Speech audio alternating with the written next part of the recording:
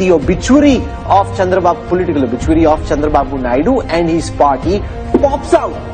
NDA अब आंध्र प्रदेश में top पर आ गया है। ओपिनियन पोल के नंबर आप देख लीजिए, आपको समझ में आएगा कि इस अलायंस का एनडीए को क्या फायदा हुआ है। आंध्र प्रदेश की 25 सीटों में टीडीपी, जिसके साथ अब बीजेपी का अलायंस है, 14 सीटें टीडीपी जीत सकती है। वाईएसआर कांग्रेस जो है वो 8 सीटें जीत सकती है। बीजेपी आंध्र प्रदेश में खुद 2 सीटें जीत सकती है। We look at the NDA tally back then. If you combine the TDP, the BJP, and the Jana Sena, 46.6% was their vote share, but they only won 3 seats. Remember, that was the breakup at that point. But in a combined scenario with the TDP and the Jana Sena, NDA stands to gain 18 seats with a 50% vote share.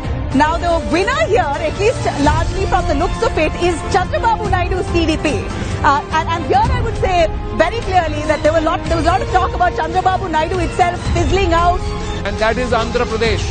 So far, the NDA is right at the halfway mark. YSRCP 7 seats out of 25.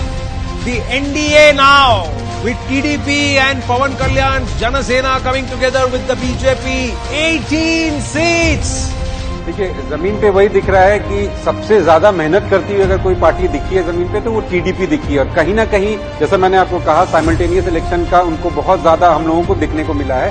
ये तस्वीर नजर आ रही है। महापोल क्या कह रहा है वो आपको बता रहे हैं। 25 सीटें हैं आंध्र प्रदेश की, उसके अंदर से टीडीपी को 11 सीटें हासिल हो सकती हैं। टीडीपी इस समय एनडीए के साथ है, यानी बढ़त और फायदा एनडीए को मिल सकता है। तो देखिए, कुछ ऐसी तस्वीर नजर आ रही है। बीजेपी और एनडीए, यानी अगर बात की जाए बीजेपी और टीडीपी मिलकर, जो कि एनडीए का हिस्सा है।